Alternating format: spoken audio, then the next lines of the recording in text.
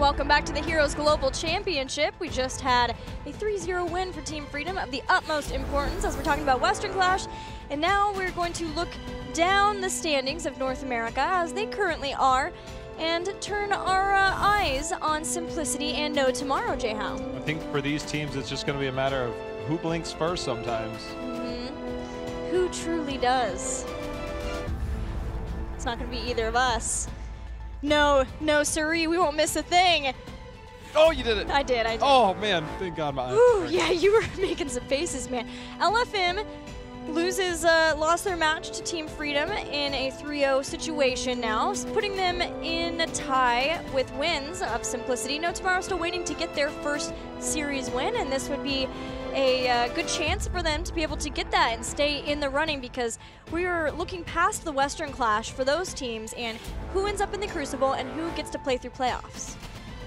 It's a tale of two different teams. Despite No Tomorrow having a loss just this weekend, they looked markedly better. And for Simplicity, they took what seemed to be a step back in their series. So if Simplicity is going to regain some control, it's going to be here for No Tomorrow. If they're going to pick up their first win, this is as good a shot as they're going to get for a while. Yeah, there's a lot to be said about drafting between these teams, especially given the fact of having a new drafter this weekend for No Tomorrow is one of the big reasons why No Tomorrow did look so much better in their series earlier this weekend, as well as shot calling. We'll get into that, but first let's hear from the players about this match.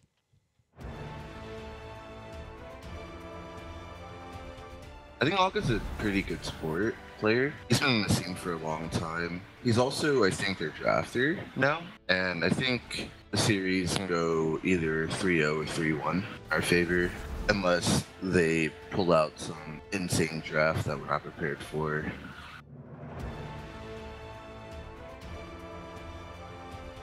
I don't know. It always, like every week for me, it comes down to just drafting what we feel is strong and not necessarily worrying about what the other team's gonna run. Overall, I feel pretty confident versus Simplicity compared to the majority of the teams. We've scrimmed them probably more than anyone else, and K1 and CAF are really aggressive players, and like that's all those two ever want to do is they just want to team fight. They don't want to have anything to do with macroing or map pressure or anything. They just want to kill people. So I think that's their strong point and their weakness. It could go 3-0, 3-2. It's kind of the same way as like any team. Like any team can really beat any team. I'm feeling confident versus them.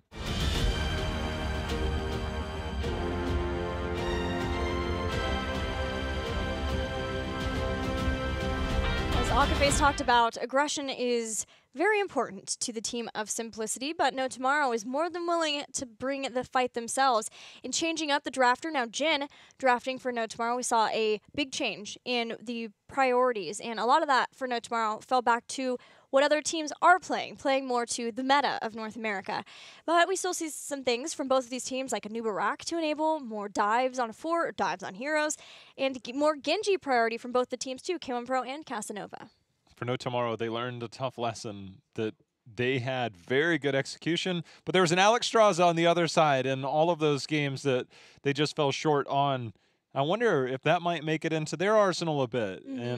Or in the bans. Or in the bans. Because that thwarted them every step of the way. They had very good Genji play. They had so much control in a lot of fights. But every single time, Alex Straza just kept answering with Lifebinder over and over. It's just like, man, we came up so short. The execution was there. The draft was there. Jen looked amazing.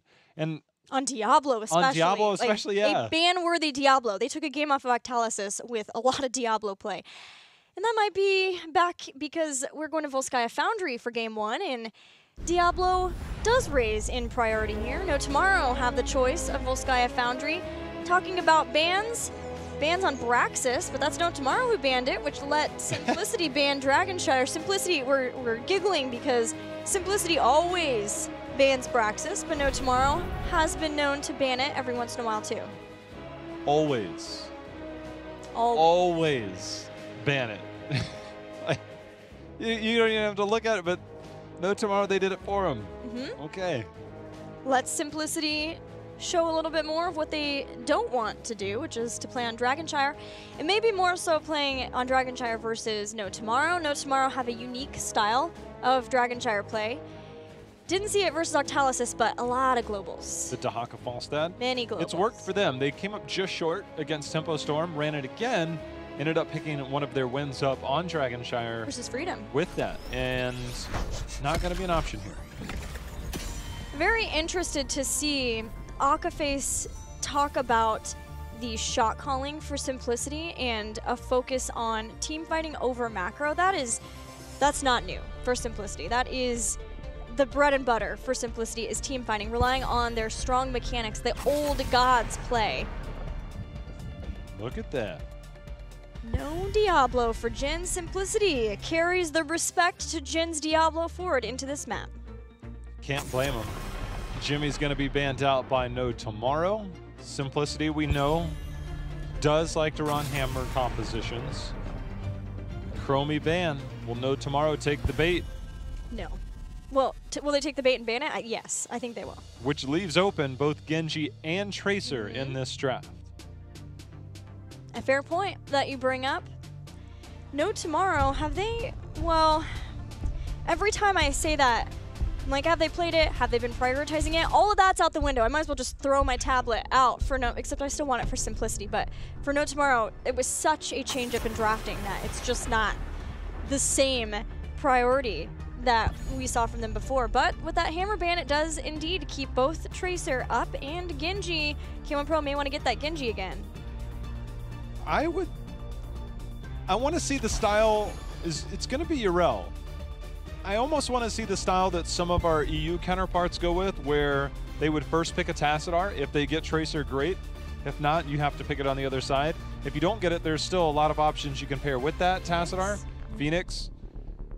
We don't normally see that here. I think that's a draft strategy that works very well in Europe, but we're going to get the first pick Urel, something we know Zuna does love to play.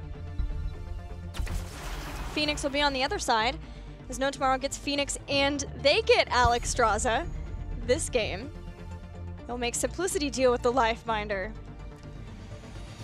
Could pair that later on with many different things, many different globe heroes even, but no Diablo here. And in general, that has been not a favorable build for Alex Straza, but with Urel here, what else do Simplicity want? Genji is still up, but so is Hanzo. Nobody's, I don't think I've ever seen a 100% to 0 vote. Well, people are feeling Simplicity right now. Oh. Hanzo. Simplicity has played a wide variety of just about everything. Sometimes there's synergy, sometimes it's just, I'll play this, you play that, we'll see if it works. I want to see just Hosty Hanzo, put K1 on a mage, give me that frontline tankiness of Murd and Urel, and just blast some people. Just blast some people. I don't know if I've seen much of that, if at all, from Simplicity, and I'm still waiting for that type of draft to evolve for this team. And by mage, I don't mean Chromie. I mean like Jaina or Li Ming. Don't worry, she's gone. Yes, thank goodness. Yeah, Hosty played some Chromie in the last series, and Hosty can play pretty much everything. Questions about his ETC, maybe. We saw him have to flex over to the stage dive ETC, but otherwise, Hosty can pretty much play everything. Johanna banned now, and there's a lot of focus on Jin. Blaze will be the solo lane against Urel. That is a very comfortable pick for Tomster. No Tomorrow's solo laner now that they've made some role swaps to bring Akaface on. And Garrosh. Both of these teams have a lot more Garrosh priority than a lot of the other NA teams. They definitely do. Jaina brings so much control versus a Garrosh. The slows, well, you want to toss somebody in, good luck getting into the back. We've got Urel, Murden, both can jump anywhere. They're okay with being in the back line. Jaina gives you that frontline control. I'm in. Give me Jaina. Tiger JK probably going to pick Deckard Cain. No Malfurion, just fine as well. This is one of the more promising drafts I've seen from Simplicity in a long time, Gilly. And I'm excited to see how this works out for them. No Tomorrow, still need another damage dealer, we would presume here. Will they pick up the Li Ming? It's a fair shout. There's also Could get Greymane Thrall. still up, but against Jaina. Oh, I forgot. That is something that No Tomorrow has been playing more of with the latest drafting adjustments. More Gul'dan. We saw 2 Gul'dan players for No Tomorrow in their match versus Octalysis. One of them fared better than the other one. One of them gave them the win. One of them did not. Jay Shrita is looking to redeem himself because he'll be back on the Gul'dan to put Casanova on the Phoenix. One of them got to play on Tomb of the Spider Queen. The other one got to play on Volskaya. Yes, yes, yes. The Gul'dan got punished. And this is probably not going to be much different with a Yrel and Muradin that can easily punish a Gul'dan, especially Zuna. We've seen so many players that see low mobility heroes on a Yrel, they just, well, this is fine. I'll just live back here forever. I'll continue to work my way. Either you go backwards or I come behind you and knock you back into my team. That's the hard part for low mobility heroes like Gul'dan on this battleground. Tomb of the Spider Queen, the rotations are very different, the angles are different, but Volskaya is a whole different story. But with Dragon Queen, with Horrify, with Warlord's Challenge, and a bunker, there is a lot of point control for No Tomorrow, and should Zuna dive too far in and a Horrify hit him and he can't get into Ardent Defender before No Tomorrow can execute, maybe that is what they could focus on getting out of this Gul'dan pick. No Tomorrow's in the blue. Casanova will be playing Phoenix. Tomster solo laner on Blaze. Jay Shrita back on Gul'dan, building up Echoed Corruption. Jin playing Garrosh, and finally Akaface showing his Alexstrasza. For Simplicity, the draft I've been waiting for. We'll see if it plays out as well as I think it can, as it will be Hosty on the Hanzo K1 Pro on that famed Jaina, King Caffeine on Muradin, Tiger JK on Malfurion, and Zuna on his new favorite, Yrel. And keep your eyes on that Jaina. It is a much different Jaina than the Jaina of old, but already in phase 1 or phase 2, we have seen K1 Pro make the famed Jaina flanks happen. Zuna hits 4 people with a hammer. He will live back there at various points. One thing that Malfurion benefits against an Alexstrasza is you know those targets will be together. Getting Moonfire value on your heals, as Zuna did get a little bit low, but a couple Moonfires later was just fine. In the rotation from mid to top, Hosty did a great job of slowing the rotations, and he continues to do that. Tiger JK did too with his Moonfires.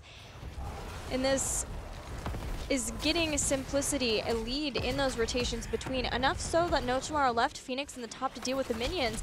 And this gives Simplicity a little bit, not huge, but a slight advantage in how they make their rotations around the map. They pick up their turret first. No Tomorrow still working on getting that. And we'll see if anyone wants to use that to fight over the heal pulse in the mid before the first control point. So far, early rotations, pretty standard. Hosty's done a very good job with his scatter arrows. Casanova, not enough damage, but the threat very much real, that well tap. It'll be a while before they have that during that control point phase, but should be back towards the latter end. Well, 4's almost here. That's going to give more survivability, likely to Gul'dan. We'll see. But what I've noticed for Alexstrasza is this is not the normal Q build, Gift of Life build. Instead, a usage of the Dragon Queen and the Abundance build. With that Dragon Queen, Simplicity, just like seen in the last series, back off, straight back, because they know that that's such a nice thing to have, the burn on that Dragon Queen, because that is going to be a while until that's back up and the control point is unlocking in a matter of seconds. That is always a nice pickup.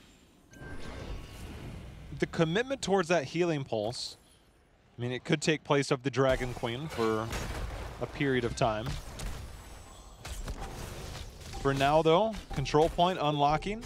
Both Phoenix and Jaina trying to wrestle for the upper hand in that top lane.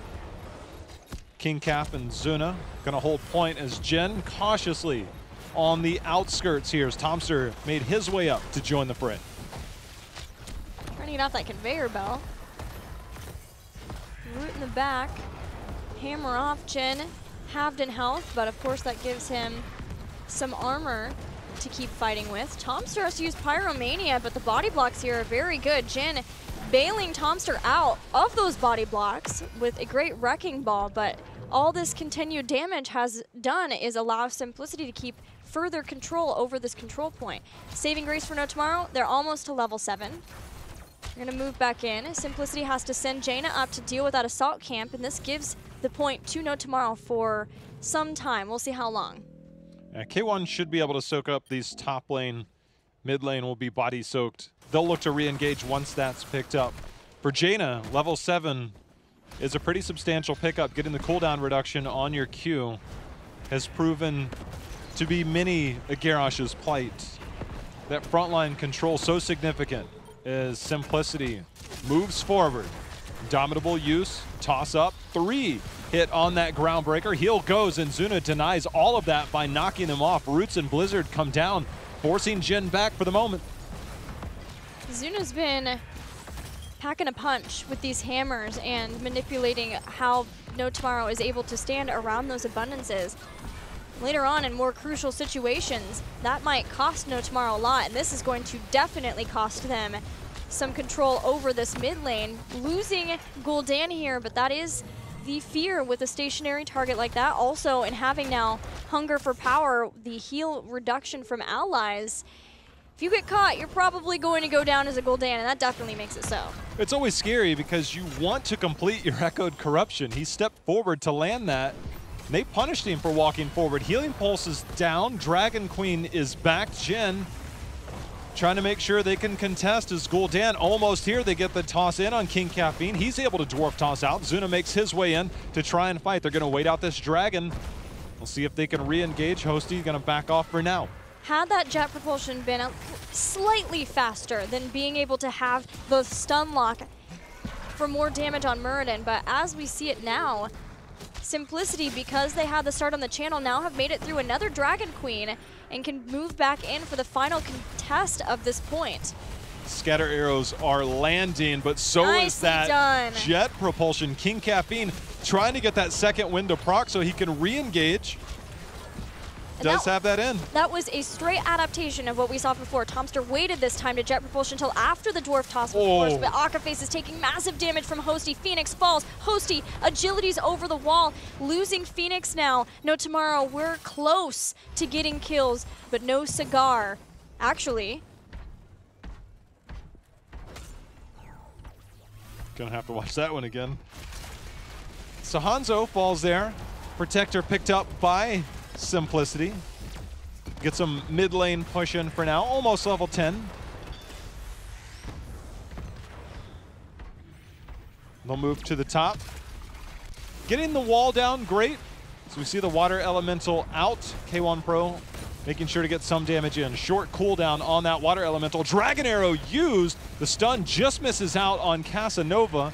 Protector goes in against Garrosh. He's pretty tanky. From downtown, that Dragon's Arrow. Hosty still attempting to be there with his team despite dying earlier. K1 Pro with the water elemental that we see is a great addition to his arsenal versus Jin. Not only do you have the slows now, but you can keep the water elemental on Jin, and that limits his ability to start engagements. There's only 3 seconds left on this. He's set up for a Warlord's Challenge. The knockback, though, the knockback hit stun, a counter stun from King Caffeine. That knockback was just enough so he couldn't get into position to taunt.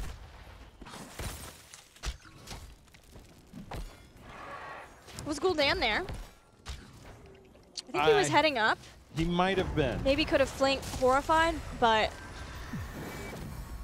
also probably scared of flanking considering how fast he died earlier on the control point. It's a fair thing to be fearful of with the diving of the dual hammer squad, Muradin and Ural. For Simplicity to get that much out of their first Protector, after previous games, I wouldn't have expected that. Managed a pretty nice pickup. And they're sitting pretty About a level and a half ahead. And we're gonna slow this game down. As Simplicity want to keep that lead. Straight on into level 13 for the next control point. I took another look at that. I believe that when Hosty fell on that mid lane, the corruption out-damaged the heal over time from Malfurion. That's what I So just double checking that, yeah. Poison. There was the most a lot likely of that. culprit, yeah. And speaking of which, 30 out of 40 stacks, so 3/4 of the way there for Shrite. So that will work out for them. Jaina still at about 5k damage towards her 15k baseline for Ice Block. Level 13 now here for Simplicity. And Ice Block will absolutely be there for Tiger JK. I was checking to see what, if anything, Jaina would change up, but of course it's still Icy Veins. Such a big spike, less the cooldown dependency when you use that. Makes Simplicity be able to fight a lot harder. No Tomorrow not too far behind. They're going to be able to have 13 ahead of this and be able to contest over the next one, which will be very important. And this time I think we'll see them hold that Dragon Queen to ensure that they have it for the start. This next control point favors No Tomorrow. The Garrosh control, the Salvo, the Bunker, the Dragon Queen, the Lifebinder, the Horrify. All of those have such excellent zoning control. The Water Elemental is great. It's got a short cooldown, can be used to control the area. But I feel No Tomorrow has a much stronger stance that they can come in here into this fight. As we see, that will be underway in about 20 seconds. Simplicity, they're clearing up the mid lane, going to go ahead and rotate to the top, see if they can catch somebody out.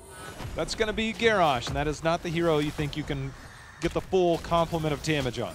This is all 5 of Simplicity, whereas No Tomorrow was willing to put Tomster in the bottom, and Simplicity give up experience in the bottom lane in favor of sticking together as one to start this control point. That does give them the start, and they know that's important, and especially when they can get that much damage down to force the Lifebinder. But again, Casanova comes from the side to a flank with the Purification Salvo, but with the Tranquility, Simplicity survives and starts to heal back up. A lot of that was used defensively. I expected that to be more offensive.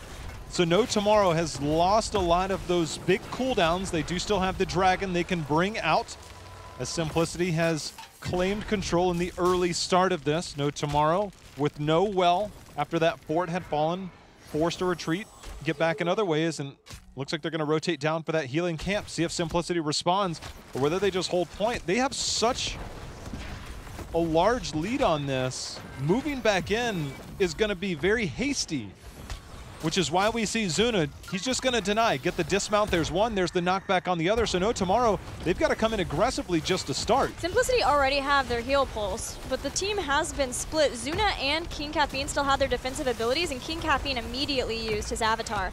Taunt's going to pull him back in, but Akaphase falls from the side. K1 Pro and Hosty have been sticking together, this duo squad of damage dealers. Now is going to push Tomster to go back with that Water Elemental. The slows turning over to Casanova, forcing out the into the fray. Great job from Jen to protect Casanova, but unfortunately for No Tomorrow, losing Alex Straza there means that she and the rest of the team will lose this Triglav Protector. All I've been wanting for this team of Simplicity is to get this style of composition to allow Hosty and K1 to play heroes that they're known for, to get the most value out of their talent. They have struggled to do so thus far. It's by no means over, but this is very promising for Simplicity. And if indeed Simplicity prefer the team fighting, what better than to have the control points where they get those fights over and over again. And as long as you win the early ones, you're the one in the lead, you're the one in the driver's seat.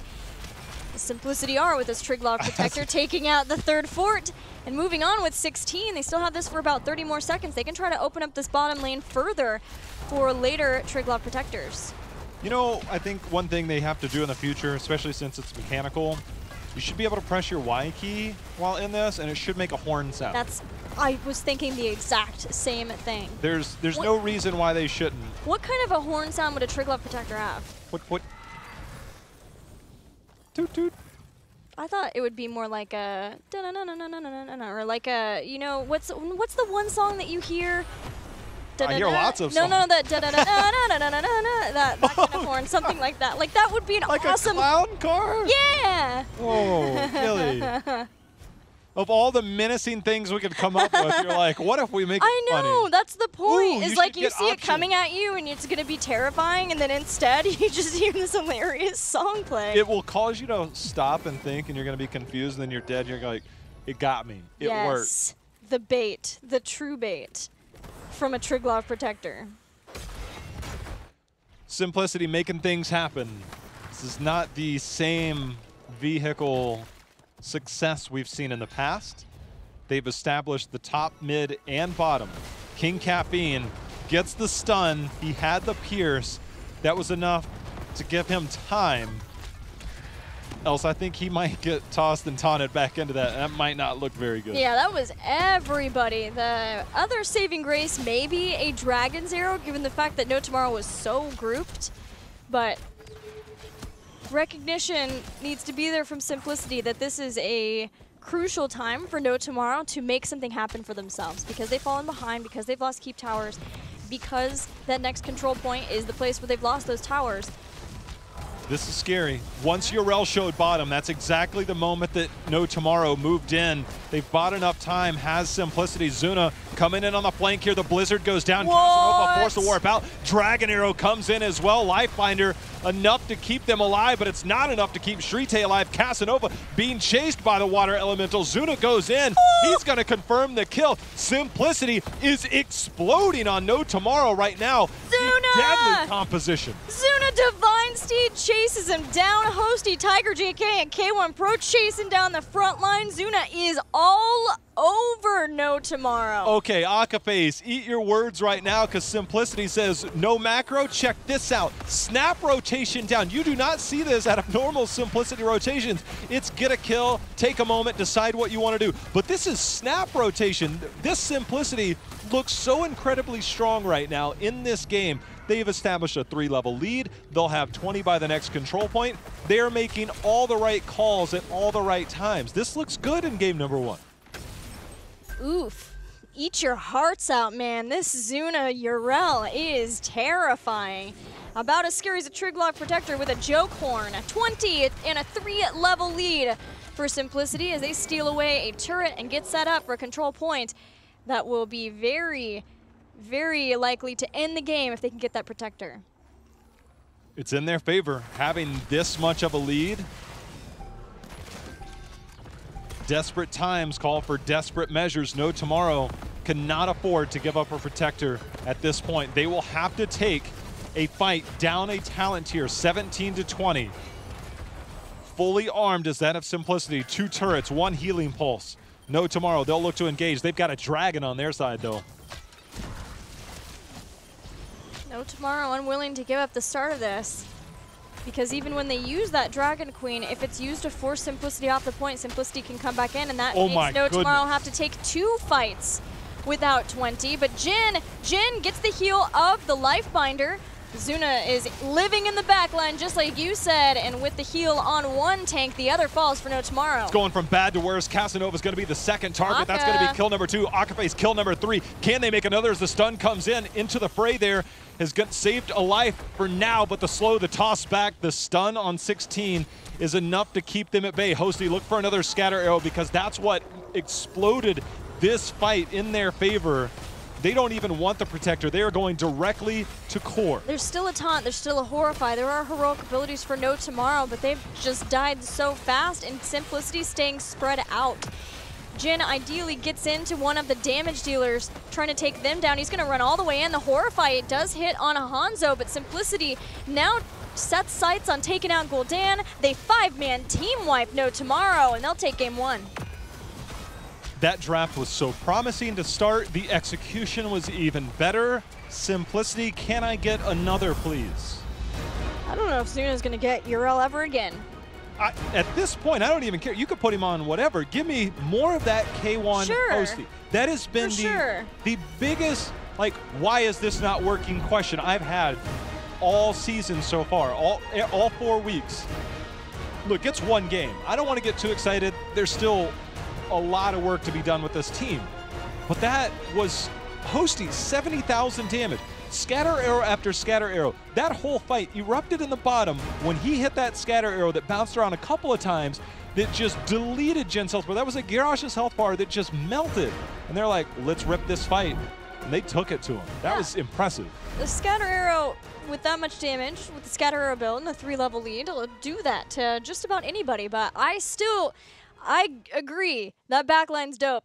But being in the backline at the same time with that URL, also pretty freaking awesome. If nothing else, it's fun for me to cast, man. Well, that's why the Gul'dan is such a risky pick, because the damage output is very much there, but you only have 1 or 2 corruptions that you can even